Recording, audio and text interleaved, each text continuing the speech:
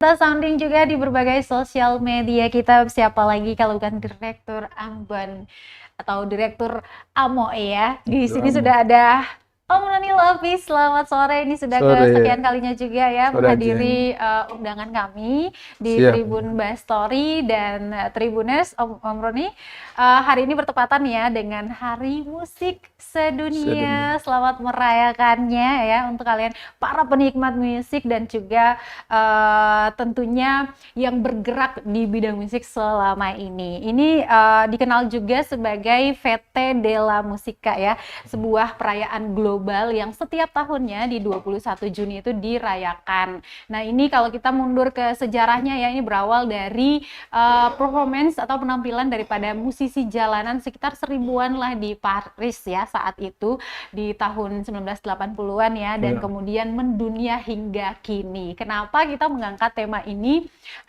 sebagai pembahasan kita di Hari Musik Dunia selain untuk memperingati Hari Musik sendiri Om Roni, tetapi balik lagi ini Ambon sebagai kota musik ya, seperti apa sih kibaran kota Ambon sebagai kota musik ini di level lokal, nasional maupun dunia. Kita akan bahas bersama dengan narasumber kami sebelumnya. Selamat sore, apa kabar dulu? Baik Gus Ajeng, baik. Tribuners baik. Baik. Dalam kondisi baik. Iya. Kita hari ini sebagai peringatan Hari Musik Dunia ya, Om Roni sebagai salah satu musisi juga yang sudah melalang buana bahkan perjuangan juga hingga Ambon ini dinobatkan oleh UNESCO sebagai kota musik dunia. Memaknai hari ini itu seperti apa? Kalau bicara hari ini banyak yang bisa dimaknai nih Ajeng. Yang pertama itu sebelum bicara tentang Hari Musik Sedunia, mengucapkan selamat untuk para musisi. Sebenarnya saya ingin mengucapkan selamat yang pertama tuh untuk istri saya yang hari ini berulang tahun ya. Berulang tahun. Tuhan memberkati bisa menjadi tetap inspirasi buat Direktur Amo. Udah tahu pasti ada lagi hebat, ada perempuan yang lebih hebat lagi di belakangnya, dan ini hari sebenarnya hari yang luar biasa kan.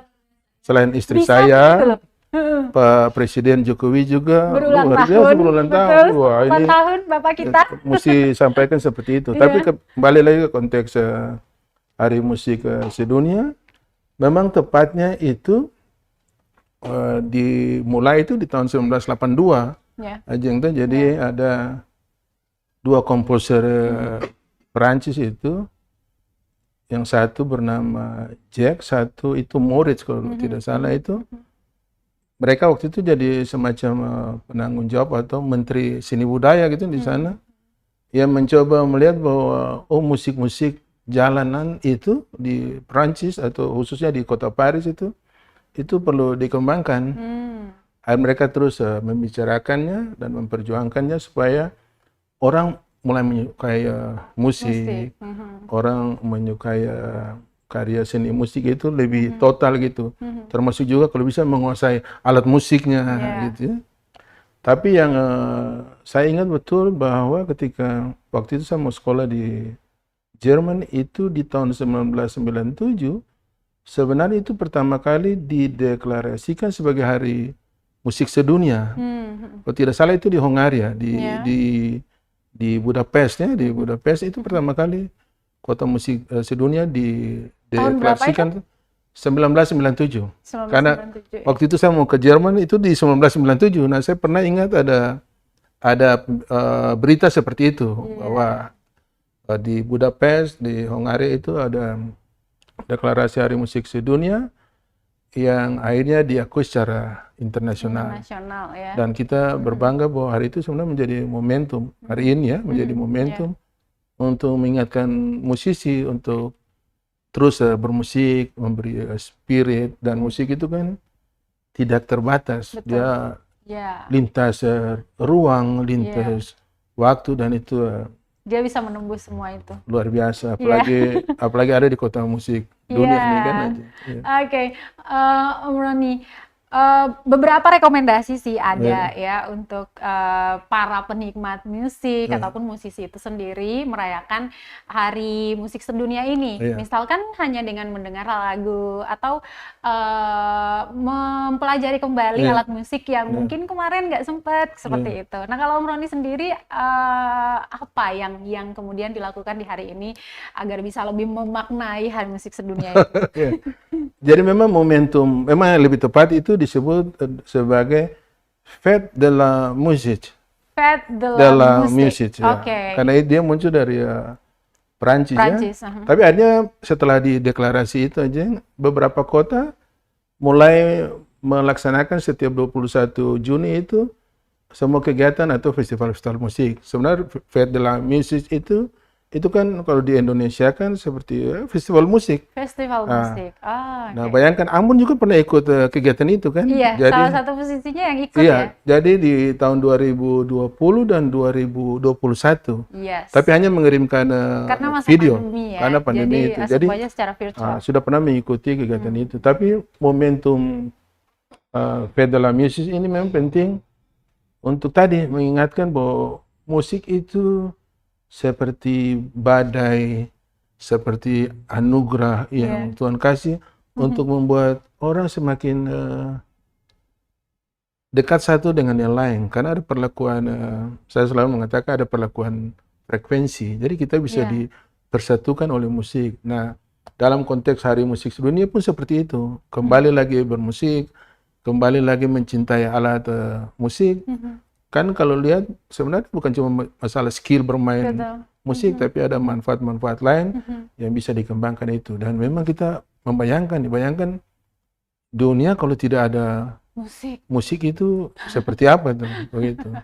Jadi momentum ini harus dipakai. Nah, dalam konteks saya sendiri yang tadi sudah diceritakan bahwa hari ini dengan momentum istri ulang tahun, kemudian Hari Musik Sedunia, saya mencoba membuat kegiatan kreativitas sebenarnya, tapi mulai dari rumah, start from family, lalu kegiatan melibatkan UMKM itu dimulai dari rumah. Sebenarnya salah satu kegiatannya adalah mengingatkan kembali kita bahwa ada satu momen penting, yaitu Hari Musik Sedunia atau Fête de la Musique ini perlu terus dipertahankan, terus digiatkan supaya kita terus menjadi orang-orang yang ada musikalitas, ada harmoninya dalam berbagai aspek kehidupan.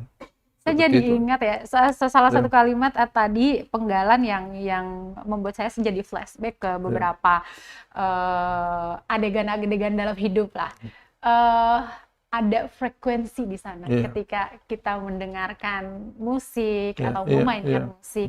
Misalkan ya Om Roni, saya pernah mengalaminya ketika kita nongkrong di salah satu tongkrongan yang saat ini lagi rame ya, yaitu di seputaran pantai Rumah 3. Kalau sore itu kan rame banget, sampai malam pun rame. Dan kita nongkrong ada beberapa generasi, beberapa anak muda yang juga nongkrong pakai gitar gitu kan.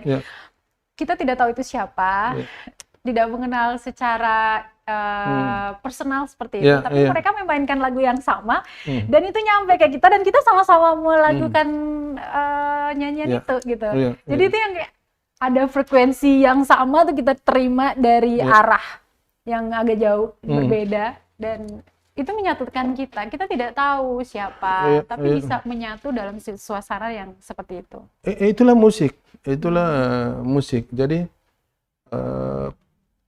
pendekatan kita dengan orang lain bisa tidak kenal sama sekali, bisa juga berasal dari dunia yang berbeda, atau ya, satu mungkin dari barat, satu dari timur, satu dari utara, satu dari selatan.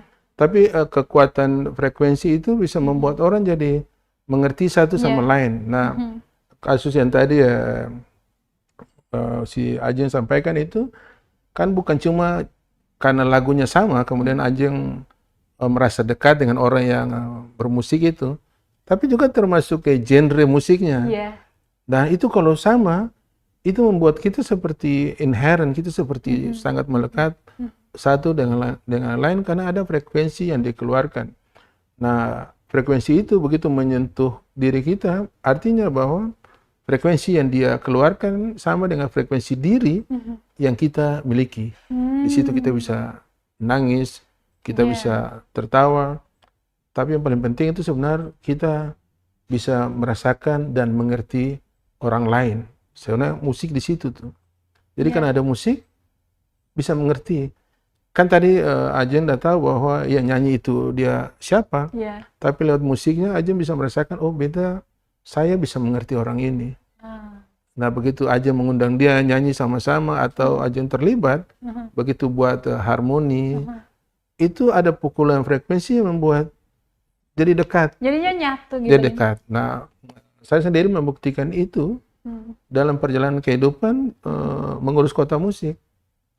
Dari dunia yang tidak kita kenal orangnya, kemudian bisa dekat karena ada touch, ada frekuensi yang kita keluarkan. Nah, bayangkan kalau semua orang mengeluarkan frekuensi yang baik di hari musik sedunia ini sebagai momentum, semua pasti jadi indah, pasti nyaman, Feeling good. sejahtera. Iya.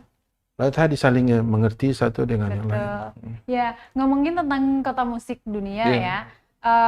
Seperti yang kita tahu Tribuners, pada 31 Oktober 2019 lalu, kota kita tercinta, Kota Manise ini dinobatkan oleh UNESCO sebagai salah satu kota kreatif di bidang musik ya, yaitu Ambon City of Music. Om Roni, mungkin pertanyaannya agak klasik, tapi kita tahu lah salah satu alasan kenapa Ambon itu ditunjuk sebagai kota musik, yaitu katanya orang Ambon yang banyak bisa nyanyi, musik itu sudah seperti mendarah daging di orang Maluku, kota Ambon gitu.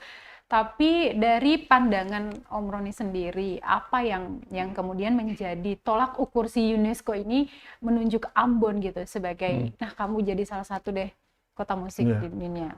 Jadi tadi pertanyaan Ajeng kan agak klasik. Ya. Nah, saya mencoba menjawabnya dari sisi pop aja.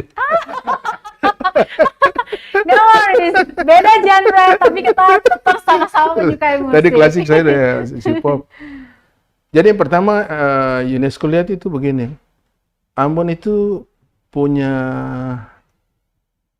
selalu selalu disinkronisasikan dengan pergerakan kota, dengan landscape kota itu, bahwa mereka memang orang-orang yang bernyanyi.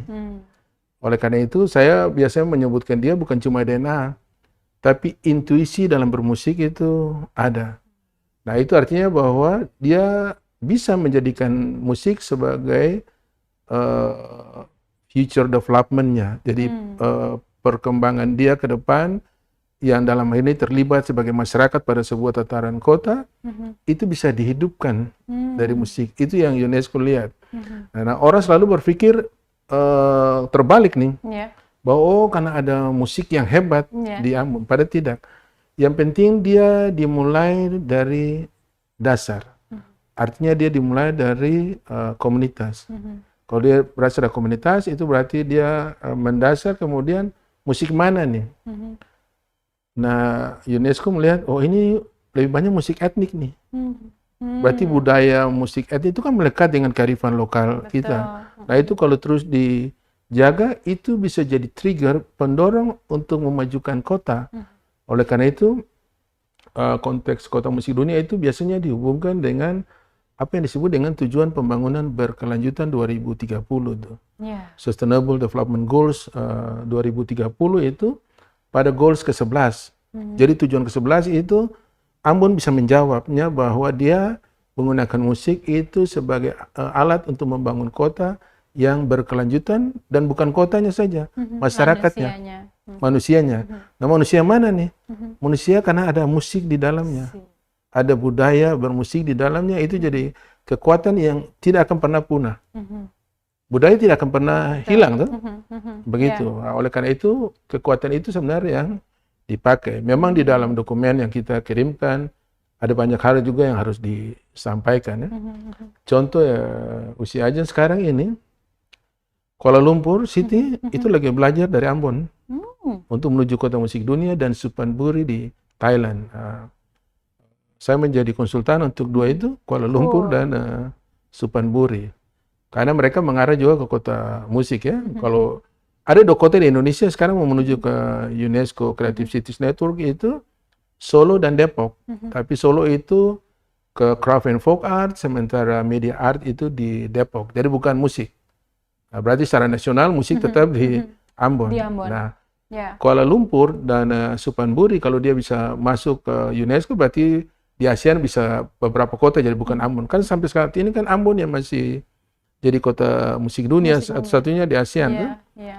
Jadi total kota musik dunia itu ada sebanyak 59 kota. Dari 295 kota kreatif. Nah, itu Ambon di dalamnya. Jadi yang paling penting tadi itu bahwa kita tetap menjaga ekosistem bermusik, bukan karena hanya bermain musik, tapi tadi itu. Tadi kok Ajeng melihat bahwa ada orang bermain musik, kemudian Ajeng merasakan ada touch, ada frekuensi, ada hubungan, itu musikalitas yang tinggi, itu UNESCO sangat setuju untuk itu. Oke, UNESCO nobatkan saya juga. Tapi memang, kayak orang berpikir, kalau UNESCO nobatkan berarti bantuan banyak dari UNESCO, tidak. Yes. Itu sebatas branding. Brandingnya saja. Lalu kita yang tugasnya memanfaatkan branding itu. Namanya juga kota kreatif Kota kan? kreatif. Orang-orangnya harus sekreatif mungkin untuk mengelola brand tadi. Kan tadi musik ini dalam konteks kreativitas, kan? Iya. Jadi kalau dalam surat UNESCO itu ketika penetapan disampaikan bahwa Kota Ambon bersepakat bahwa kreativitas dari musik itu menjadi perencanaan masa depan kota dan pergerakan dari sebuah kota. Lalu kita sebut dia kota kreatif berbasis musik atau City of Music. Baik. Kita sedikit flashback ya sebelum adanya penobatan itu. Apa yang disiapkan benar-benar untuk bisa memenuhi kriteria yang ada? Salah satunya adalah visi utamanya. Nah, visi utama itu di dossier awal yang Ambon Music Office kirimkan itu adalah mengatakan begini, bahwa musik dijadikan sebagai instrumen perdamaian. Tadi bicara frekuensi itu. Jadi tidak ada perbedaan ras, agama, suku, karena itu bisa dipersatukan oleh musik. Nah, banyak hal bisa dibuktikan dari Kota Ambon. Konflik, pengalaman konflik segala macam, tapi orang bermusik tetap bisa menyatu satu sama lain. Dan terus terang ketika koordinator UNESCO City of Music itu yang dari Mannheim Jerman itu datang, dia kan berkunjung ke beberapa desa di Ambon, dan dia sampaikan, Roni luar biasa karena kalian punya musik itu seperti musik yang menyatukan, musik yang membuat orang bisa terhibur satu sama lain dan bisa touchable satu dengan lain, itu penting, itu kota musik. Selain tadi yang kedua itu pertimbangan vokal. Di mana-mana nih Ambon nyanyi nih tuh. Pengalaman pertama itu ketika mengantarkan mereka berdua makan di salah satu restoran di Kota Ambon, 9 orang yang mengantar, 7 menyanyi, sisa 2 yang tidak menyanyi. Betul, saat itu dia langsung sampaikan, terutama yang dari Polandia itu disampaikan, Roni, hari ini saya mau kasih tahu buat Anda, kalian sudah kota musik. Saya perhatikan 9 yang mengantar ke restoran untuk makan siang, 7 sudah menyanyi. Kurang Anda saja yang belum menyanyi itu, tapi pasti Anda bisa menyanyi juga. Sudah 8 berarti. Nah, di situ dia mulai lihat tuh. Kita ke Waihau, kita ke Kudamati, itu dia lihat tuh, wah bagaimana musik, karena pas waktu itu bulan puasa tuh. Dan dia itu luar biasa, ada musik sahur segala macam. Kemudian ada brass section, trompet segala macam latihan di gereja Rehoboth. Ini luar biasa. Jadi memang seringkali kita sendiri yang merasakan bahwa kayaknya kita tidak punya apa-apa. Padahal sebenarnya kita sudah diberikan kapasitas itu oleh Tuhan untuk kota ini. Memang saya selalu menyampaikan beberapa hal juga bahwa menjadi kota musik dunia itu seperti anugerah. Seperti Tuhan kasih. Tuhan kasih kenapa? Karena ada saya, karena ada Ajeng yang suka bermusik. Oke. Nah, Om Roni, setelah dinobatkan ya sebagai salah satu kota kreatif di bidang musik tentunya, seperti yang tadi Om Roni bilang juga bahwa kota kreatif sebagaimana kita bisa mengerahkan branding ini untuk sesuatu yang kreatif, kalau bisa bernilai ekonomis juga dari situ seperti itu. Jadi masyarakatnya juga berdaya seperti itu. Lalu sejauh ini apa yang kreativitas seperti apa yang sudah ditunjukkan sebagai kota musik? Memang kita tidak terlalu jauh, Ajeng. Kan tadi pertanyaannya sejauh ini, dan tidak terlalu jauh dari situ saya di sini. Jadi salah satu program untuk menjawab pertanyaan Ajeng yang bagus ini, bahwa waktu kita mengusulkan dokumen ke UNESCO tidak ada program ini. Kita bicara masih umum. Itu kan 2019 tuh pengakuannya. Nah, 2020 itu muncul sebuah program yang di AMO kita sebut dia sebagai Sound of Green. Sound of Green secara naluri sebenarnya. Kita memplesetkan itu bahwa sound mewakili music, kemudian green mewakili lingkungan. Nah, gitu. Kemudian di situ dia membentuk sebuah piramid, basisnya itu pada pariwisata musik dan hutan kota. Nah, orang mulai berpikir apa hubungan pariwisata musik mungkin masih masuk akal ya, tapi apa hubungan dengan hutan kota? Nah, lalu kemudian dari satu-satu nih, dari pariwisata musik kita bikin efek berganda. Pariwisata musik masuk ke pendidikan, masuk ke kesehatan, masuk ke literasi. Forest City ini kita kembangkan ke bagaimana mengukur emisi karbon di kota, bagaimana melihat pergerakan permukiman yang berhubungan dengan perubahan lingkungan. Nah, itu diteliti, karena itu nanti puncaknya di dalam Sound of Green itu pada kota kreatif tadi itu. Nah, itu. Jadi apa yang kita lakukan, program ini menjadi program yang menjadi inovasi dari Ambon City of Music. Dan itu saya sampaikan di seluruh dunia. Mulai dari Santos, ketiga kota di Korea, kemudian kemarin terakhir di Amerika pun disampaikan bahwa ini program kita, dan Ambon Music Office tidak keluar dari situ. Jadi kita selalu membicarakan program itu. Nah, pasti Ajeng tahu sendiri, salah satu yang penting itu adalah kurikulum musik. Nah, gitu. Jadi selalu ada pikiran kreatif itu, berarti kan kita harusnya tetap move walaupun under pressure, walaupun di bawah tekanan atau tidak diberikan peluang pun kita cari jalan lain untuk bisa mempertahankan ekosistem musik. Karena tadi kita sudah mengaku ke dunia bahwa kita akan menjadikan musik sebagai pergerakan kota. Nah, itu masuk ke kurikulum. Masuk kurikulum musik itu menjadi sesuatu yang luar biasa. Nah, kemarin di Prancis itu kota Metz ingin mempelajari bagaimana kurikulum musik Ambon bisa masuk pada kurikulumnya, kurikulum pendidikan ya. Bagaimana bisa menyatu dengan kurikulum. Diimplementasikan? Nah, itu. Kan kalau tempat lain hanya sebatas kursus. Tapi masuk ke kurikulum ke sekolah itu kan repot. Nah, kita jelaskan. Nah, dari kurikulum itu kan sekarang nanti kita mau coba mengembangkan, dia punya keterkaitan tadi dengan sains segala macam ya. Nah, per 2023 ini inovasi pelayanan publik yang lolos masuk ke, baru beritanya saya baru tahu kemarin nih, masuk ke top 99 Kemenpan RB itu adalah kurikulum musik. Nah, jadi inovasi pelayanan publik itu kota musik ini 2 kali sudah masuk ke situ. Ya, dulu di 2019 Ambon City of Music, kemudian sekarang itu kurikulum muatan lokal pendidikan musik. Itu nama inovasi lengkapnya seperti itu.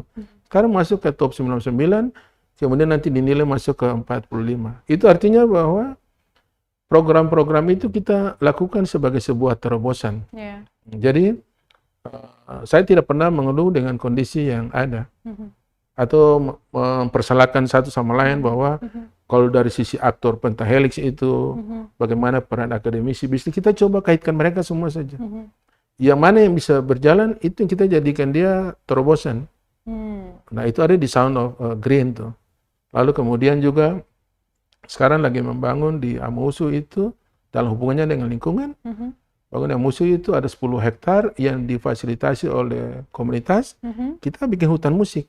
Hutan musik. Nah, kemarin itu baru dapatkan bantuan CSR, itu luar biasa. Nanti kita bangun hutan musik, tapi di dalam hutan musik itu nanti ada akademisi yang meneliti berapa besar emisi karbon pada konteks hutan itu, lalu nanti dikaitkan dengan kota. Nah, Luar saya sendiri biasa. menghitung tuh, Usi Ajin dan Tribuners, saya sudah terakhir ini menghitung berapa besar emisi karbon dari kendaraan bermotor dan manusia. Begitu. Tapi tetap triggernya itu dimulai dari musik. Wah. Nah, itu kenapa UNESCO bilang Ambon hebat di situ. Karena begitu disampaikan di pertemuan tahunan di Santos, kemudian diminta bicarakan itu di Korea Selatan, sampai ke Amerika, sampai kemarin ke Prancis juga. Berarti ada sesuatu yang tidak biasanya. Ya. Karena value tadi tersendiri gitu loh. value nilai tersendiri. Ya. Karena tadi kita basis tadi di pariwisata musik, hutan kota. Nah gitu. Jadi itu kalau bisa dibuat, orang mulai berpikir begini, oh ternyata musik itu bukan sekedar skill bermain musik saja, tapi dia bisa multiplier effect terhadap banyak hal. Itu kota musik. Itu kota musik. Itu kota musik. Luar biasa. Tribuners, saya mau mengingatkan Tribuners dulu nih, Om Roni, kalian yang punya pertanyaan terkait dengan tema yang kita bahas hari ini boleh saja dikirimkan di comment section. Nanti akan kita bahas bersama Om Roni di sini, Tribuners. Baik Om Roni, penjelasannya tadi tuh sangat memberikan kita insight baru tentang musik itu sendiri dan keberadaan kota Ambon sebagai salah satu kota musik di dunia. Kita jadi paham betapa berimpactnya kreativitas yang dibangun melalui branding ini untuk masyarakat kita sendiri tentunya. Dan kalau kita mau melihat dia punya dampak berkelanjutan sampai nanti di 2023 bahkan ya, dengan adanya hutan musik tadi juga salah satunya. Jadi keren banget.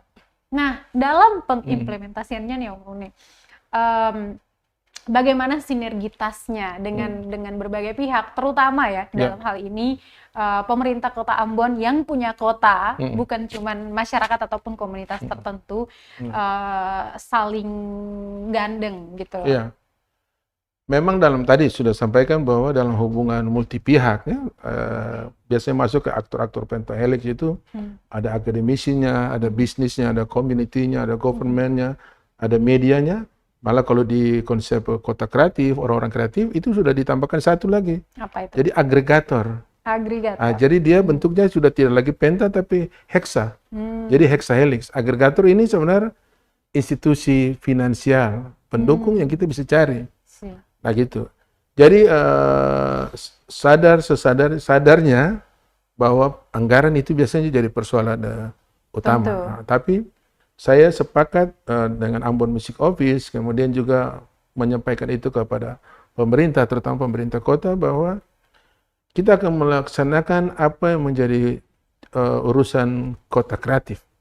Jadi fokus di situ. Kalau ini tidak bisa, maka ini dibuat. Jadi anggaran selalu tidak menjadi penghalang, pembatas. Karena terbukti. Nah, kalau anggaran kurang, berarti AMO dari 2016 sampai sekarang pasti sudah tidak jalan tuh. Dan kota musik pun pasti mati suri tuh. Tapi buktinya sampai sekarang masih bisa jalan. Nah, di dalam pikiran Ambon Music Office itu saya selalu kembangkan pikiran mana idemu, mana konsep. Dan anggaran akan bisa mengikuti. Jadi tidak terkooptasi hanya oleh anggaran, tapi pikiran ke depan. Apa yang ingin kita lakukan untuk kota ini yang pasti berdampak terhadap masyarakat. Tapi bukan cuma berdampak yang tadi Ustaz Ajin sampaikan, bukan berdampak right now saja, tapi mesti sustainable. Mesti sustainability-nya mesti ada, keberlanjutannya mesti ada. Oleh karena itu, kalau tadi menjawab SDGs 2030, minimal sampai 2030. Nah, saya kasih contoh, kalau bicara emisi karbon itu kan kemarin saya bicarakan di Jinju, Korea Selatan. Dan nanti di November ini dibicarakan di Daegu. Annual meeting di Santos itu, orang tidak pernah bicara musik kemudian dihubungkan dengan lingkungan. Nah, tapi begitu saya membicarakan itu di Santos pada cluster meeting musik, maka ada 7 rekomendasi yang dikeluarkan. Itu salah satunya adalah bicara tentang efek gas rumah kaca dan berhubungan dengan perubahan iklim. Ini mainnya udah semakin jauh nih Nah, musik nih. Akhirnya di Santos nanti di Daegu Global Forum 2023 itu saya diminta bicara tentang emisi karbon dan role di UCCN apa yang harus dibangun. Karena kemudian orang berpikir cuma musik saja nih. Nah sekarang dia mengkaitkan, jadi dia menjadi apa? Penghela. Dia menghisap itu lingkungan segala macam masuk tuh. Nah kita coba bicarakan itu. Karena bagian mana yang bisa bicara tentang sustainability selain bicara perubahan iklim? Ya. Sudah? Betul. Kasus yang paling gampang begini. Pembuatan tifa terbuat dari kayu sukun dan kayu titi di Ambon. Kalau sukun dan kayu titi hilang, tifa hilang. Begitu tifa hilang, komunitas hilang. Tapi yang lebih rusak lagi, budaya hilang. Bisa hilang tuh. Betul. Nah, sekarang itu berarti aspek lingkungan yang mesti dipelihara. Mesti difokuskan. Nah, kenapa kita bikin pada Sound of Green itu salah satunya adalah Forest City? Karena raw material, bahan baku itu semua diambil dari alam. Betul. Jadi begitu proses menanamnya, itu berarti kita bicara sustainable. Ditanam sekarang, besok baru panen. 20 tahun kemudian baru panen. Kita membicarakan kota ini, itu bukan cuma saat ini, tapi sampai 2030 minimal, sesuai komitmen global dunia menjawab sustainable development goals. Kalau saya mau melihat bagaimana AMO dan pihak-pihak terkait mengimplementasikan apa-apa yang sudah dikreasikan ini, banyak pihak yang tergabung di sana juga, dan salah satunya juga ada semacam penyadartahuan terhadap masyarakat. Dan seperti yang kita tahu bahwa untuk melakukan penyadartahuan ke masyarakat ini kan agak sulit nih, untuk memberikan orang membelokkan orang untuk melakukan satu hal yang tadinya menjadi aktivitas buat mereka kayak gitu. Apakah ini juga menjadi tantangan bagi AMO? Pasti, itu pasti ya jadi tantangan. Tapi kita menggunakan berbagai cara kan. Misalnya begini, ada mempelajari budaya masyarakat Ambon. Kalau pada sebuah pertemuan mungkin tidak banyak masukan yang dia kasih. Pada sebuah FGD gitu ya. Kita pakai cara lain. Jadi pertemuan tidak formal, informal. Nah, kantor AMO itu mulai dari pagi hari sampai tutup jam 12 malam. Itu kemarin saja saya bisa menerima kurang lebih 6 komunitas datang dalam satu hari itu. Dari berbagai macam. Saja tuh?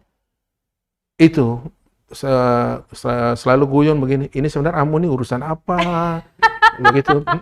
Tiba-tiba ada bicara AIDS. Nah, sosialisasi AIDS yang difasilitasi AMO udah masuk ke SD, SMP. Sekarang mau masuk ke SMA.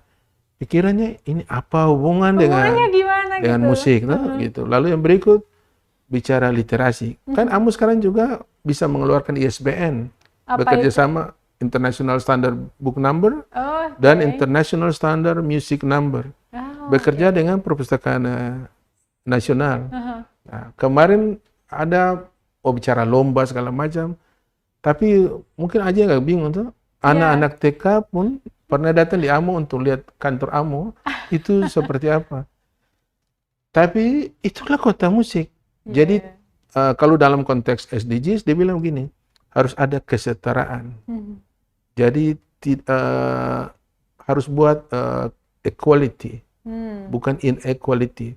Sehingga semua umur mesti terjangkau.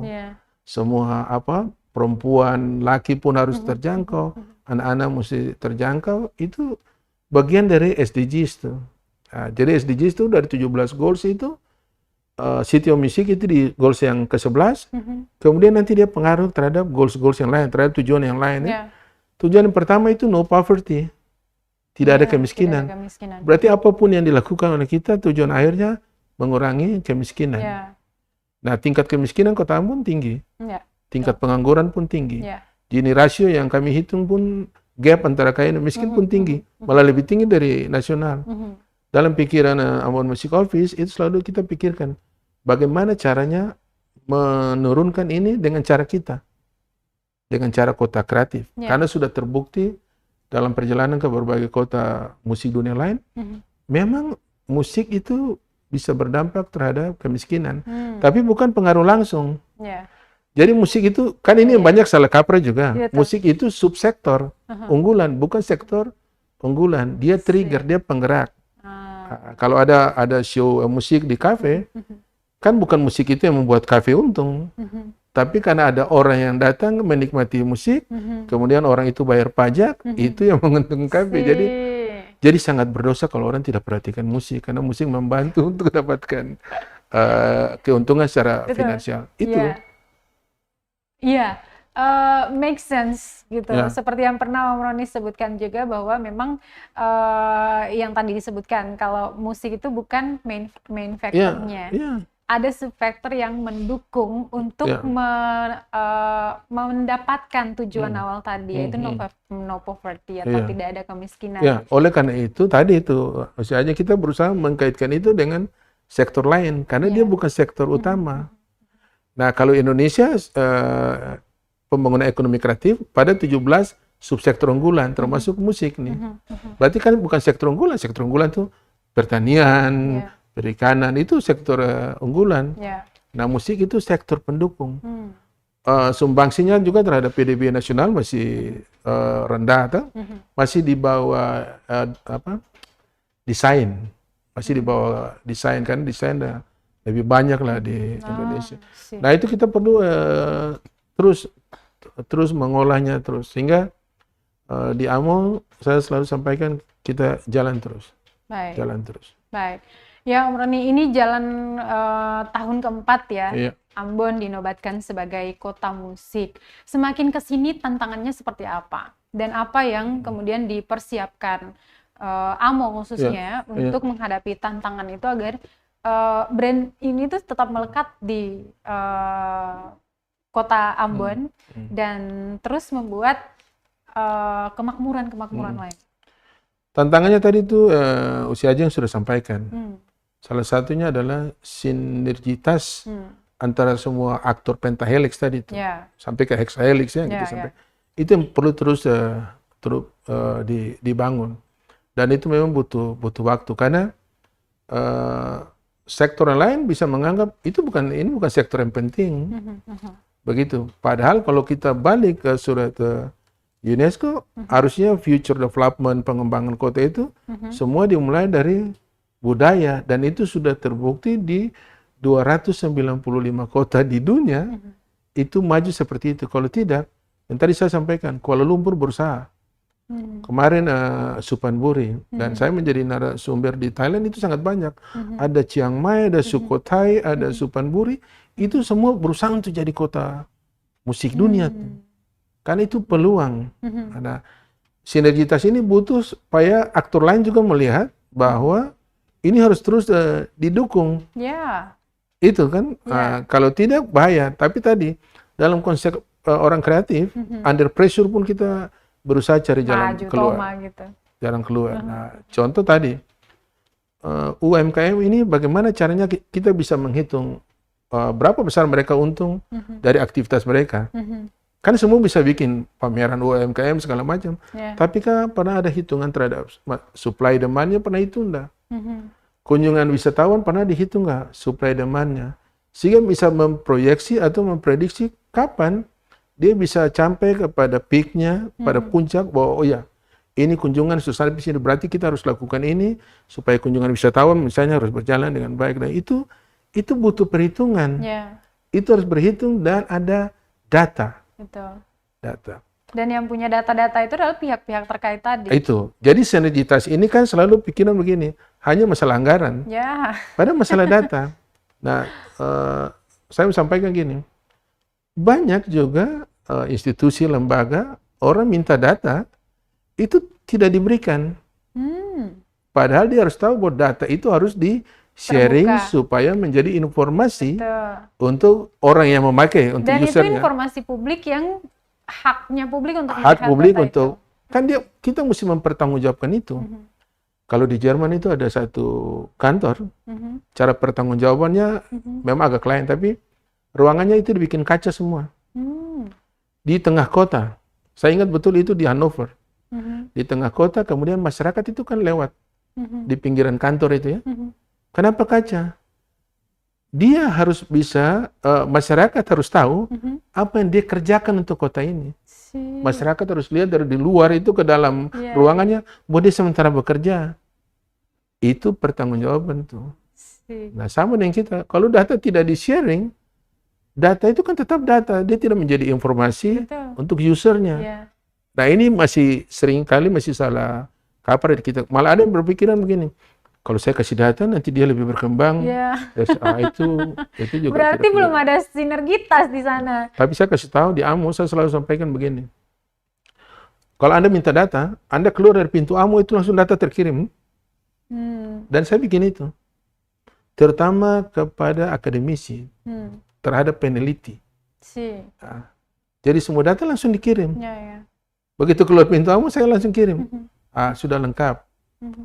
Saya sering juga guyon begini, kalau kamu mau ujian besok, kamu keluar dari AMO ini, sudah langsung hari ini bisa ujian. Tidak perlu tunggu besok. Karena data lengkap. Itu juga sebenarnya salah satu kendala kita adalah tidak sharing data. Punya data, di-keep sendiri, ditutupin, seolah-olah data itu kalau dikasih ke orang lain, nanti orang lain lebih berkembang. Jadi sinergitas tadi, dalam konteks pentahelix itu, yang perlu dibangun salah satunya itu ketersediaan memberikan data. Baik, semoga ini juga bisa tersampaikan ya, seperti itu. Satu hal yang mengganggu saya dari tadi nih, Om Roni, ini pengalaman yang dialami oleh rekan kami yang bukan asli Ambon, Maluku, pertama kalinya tiba di kota Ambon, dan ekspektasinya terhadap kota musik itu yang luar biasa begitu. Bahkan kami juga kadang-kadang berpikir, oh iya ya, kayak gitu. Kota musik yang mana ketika tiba di Ambon, di mana-mana ada musik gitu. Minimal di bandara lah ya, disambut dengan musik, Toto Buang misalnya, ataupun di dalam kota Ambon yang ada, jangan sampai harus kunjungi kafe-kafe baru kita kedengaran musik. Kalau yang dipraktekkan Om Roni adalah tingkatannya tuh sudah lebih terkenal di nasional bahkan internasional begitu. Nah, bagaimana dengan apresiasi sendiri di dalam kota Ambon? Itu kembali lagi kepada sinergitas tadi itu. Ya, mesti saling mendukung dan mengerti apa yang dibuat, apa yang sebenarnya menjadi tujuan utama dari kota musik. Nah, itu sebenarnya salah satunya juga di penganggaran tuh untuk semua event yang ada. Begitu. Jadi, yang tadi tuh, kalau saya terus berpikir seperti itu, mungkin aktor-aktor tertentu disalahkan tuh. Nah, begitu. Tapi akhirnya cari jalan keluar. Oh, kalau musik tidak bisa di jalan, kita bikin musik dengan cara lain, masuk ke kurikulum. Nah, itu tuh. Oh, kalau tidak bisa ke situ, kita masuk rumah sakit. Terapi musik. Kalau tidak bisa bikin itu, kita bikin hutan musik. Nah, jadi cari yang keluar. Jadi tidak pernah stop pada kondisi yang ada. Kalau begitu kan, untuk bisa tampil itu kan butuh anggaran, juga program. Nah, kalau program itu tidak sinkron dengan Ambon Music Office kan kita repot tuh. Terus ngapain pikirkan barang yang berjalan tuh? Coba pikirkan yang apa lain. yang mau dikreasikan. Nah, itu yang pertama. Tapi yang kedua, dari sisi kenapa Ambon kota musik dunia, sebenarnya memang bukan ke situ. Bukan kepada musik yang ada di mana-mana. Karena kalau ada musik di mana-mana, itu sebenarnya lebih dekat kepada seni pertunjukan. Nah, jadi kota-kota yang seni pertunjukan tuh ya ada musik, ada tarian, itu di mana-mana harus ada dan kelihatan live begitu ya. Nah, kalau terpilihnya Ambon tadi sudah disampaikan itu saja, jadi lebih banyak dia feeling musiknya, kemudian rasa musiknya itu yang dirasakan bahwa ini sebenarnya bisa menjadi trigger untuk menggerakkan. Jadi bukan cuma kota itu berhasil, tapi jadi masyarakat yang smart, masyarakat yang nyaman, masyarakat yang hospitality-nya tinggi. Nah, itu sebenarnya yang coba dibangun di kota musik itu. Nah, gitu. Tapi tidak dipungkiri bahwa bahwa kita kurang di event-event live, termasuk di bandara segala macam, itu butuh kerjasama. Kita terus berusaha, tapi kalau itu tidak bisa, kita pakai cara lain. Selalu saja ada Oh alternatif. ya, buktinya Ya, kamu bisa bermain di beberapa negara di luar, betul. tidak perlu harus di bandara sini, main di Iya. Paduka, main di Iya. Jinju, Bahkan main. kemarin yang Kai Luhu berangkat ya bareng ke Iya. Korea Selatan, manggung di sana keren Iya. banget. Beberapa musisi juga yang ikut kompetisi ya Iya, melalui secara virtual. Iya, Ada iya. juga yang udah diberangkatkan. Kece lah, semoga ini tuh bisa dikawal ya sampai ke depannya nanti. Baik, apakah ada pertanyaan di kolom komentar? Boleh melambai kalau misalkan tidak ada. Oke deh. Kalau gitu ini menjadi penutup pertanyaan saya sih sebenarnya. Yes. Di Hari Musik Sedunia ini dan Kota Ambon sebagai kota musik, apa yang menjadi impian ke depan selain daripada SGDs tadi juga Oh, oke. sebagai kota ini dan dari Om Roni sebagai musisi? Sebenarnya dalam hubungannya dengan visi besar kota musik, terus berkarya, terus bermusik. Dan semua orang satu ketika akan tahu bahwa kota ini dibesarkan karena adanya musisi, karena adanya musik. Yeah. Jangan diperkecilkan artinya. Tapi kalau sudah bicara tadi tentang multiplier effect dari musik, kita lihat bahwa musik memang menjadi tumpuan utama kita untuk menggerakkan kota dan menggerakkan masyarakat. Hari ini belum jadi, mungkin besok, mungkin 5 tahun akan datang, mungkin 10 tahun akan datang. Hal itu saya sampaikan di Santos, Brasil pada annual meeting. Dari 200 sekian kota kreatif itu, bayangkan hanya ada 8 kota yang terpilih untuk berbicara di forum wali kota. Dan saya sampaikan pada saat itu mewakili bahwa kalian semua datang dengan success story. Yeah. Tapi Ambon datang dengan proses story. Dan kita akan lihat di 10 tahun akan datang, 20 tahun akan datang apa yang kita buat hari ini. Begitu. Yes. Kita mendoakan ya, semoga apa-apa yang sudah menjadi pegangan itu bisa terimplementasi dengan baik guna pemanfaatan ke semua pihak tentunya dan masyarakat Kota Ambon. Baik, Tribuners sayang sekali ya, kali ini tuh Om Roni tidak bisa menunjukkan skill beliau di Tribun Bastory sore hari ini. Tapi kalau kalian pengen lihat ya musik performance live itu bisa ke kediamannya beliau ya. Kayaknya udah mulai ini lagi tunggu beliau, tapi saya culik dari lokasi Tribuners. Itu bisa langsung, ini boleh ya? Kalau yang mau datang ya, ada juga UMKM yang menggelar berbagai produk mereka di sana, Tribuners, yaitu di BTN Iwayame Blok 2 nomor 61. Jangan sampai nyasar, ya. Oke, danke banyak Om Roni untuk kesediaannya. Setiap kali kita telepon atau kita hubungi untuk informasi publik yang sangat berharga ini, masih sempat untuk meresponnya. Ini salah satu hal yang harus kita acungi jempol. Kan ada Tribun yang hebat, Tribuners yang hebat. Yes, Tribuners yang bisa memaknai apa yang kita bicarakan hari ini. Dan ini juga semoga bermanfaat nyampe ke Tribuners dan bisa jadi pembelajaran untuk kita semua ya, sama-sama memajukan kota ini. Terakhir, saya Ajeng Hatalea beserta narasumber kece saya, Om Roni Lopis. Kami pamit undur dari Tribun Bastory sore hari ini. Kita akan jumpa dengan tema menarik dan narasumber kece lainnya di Tribun Bastory. Amato, Om Roni. Betul. Terima kasih sudah nonton. Jangan lupa like, subscribe, dan share ya.